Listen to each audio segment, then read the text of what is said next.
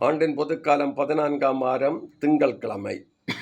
முதல் வாசகம் ஓசையா நூலிலிருந்து வாசகம் 2ஆம் அதிகாரம் 14 முதல் 16 மற்றும் 19 முதல் 20 வரை உள்ள இறைவார்த்தைகள்.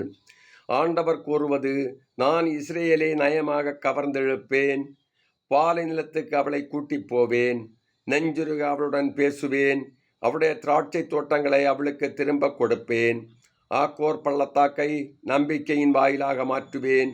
அப்போது அவள் அங்கே தன் இளமையின் நாள்களிலும் எகிப்து நாட்டினின்று வெளியேறிய காலத்திலும் பாடியது போல் பாடுவாள்.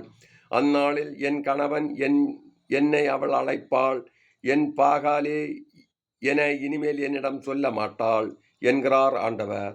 இஸ்ரேல், முடிவில்லா காலத்திற்கும் உன்னோடு நான் மன ஒப்பந்தம் செய்து கொள்வேன். நேர்மையிலும் நீதியிலும் பேரன்பிலும் உன்னோடு மன ஒப்பந்தம் செய்து கொள்வேன்.